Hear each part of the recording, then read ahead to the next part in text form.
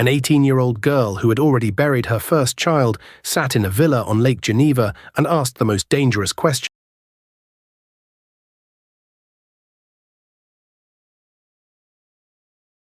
Mary Godwin is born in 1797.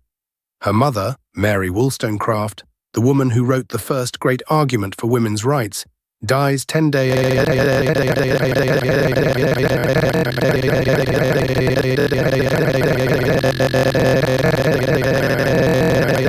At 16, she runs away with Percy Shelley, a married poet with debts and a genius for ruining everything he touched.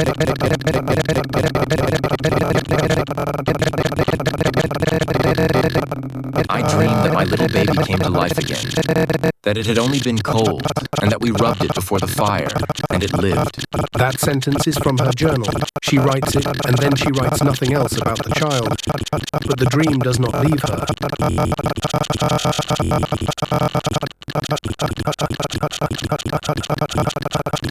June 1816. The worst summer in 1,000 years. Volcanic ash from Tambora has erased the sun across Europe. Mary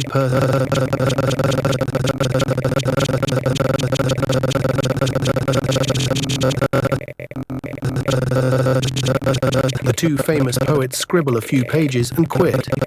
Mary, the only one in the room without a reputation, cannot sleep.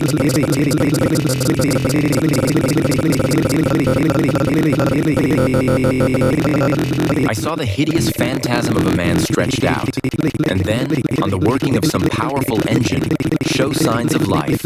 She is 18. She has buried a baby, been abandoned by her father, and watched two half-sisters attempt suicide.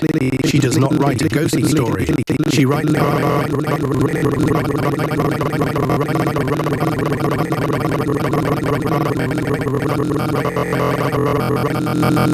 The book is published in 1818. Most reviewers assume a woman could not have written it. Percy's name is whispered as the real author, a lie that will outlast him by a century. Then the dying begins. Mary's second daughter, Clara, dead at 1. Her son, William, dead at 3. Percy...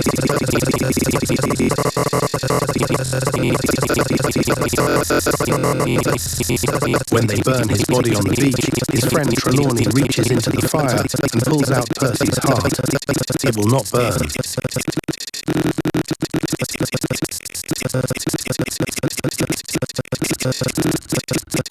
I am now on the point of being alone in the world. And my baby too. The only thing I have left. She raises her surviving son alone. She edits Percy's poems, fights his family for money, and publishes 6 more novels that history mostly ignores.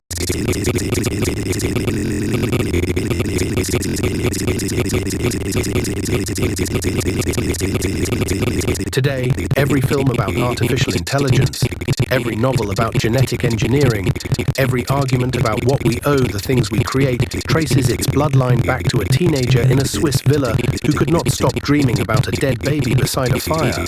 She asked what happens when you make something live and then refuse to love it.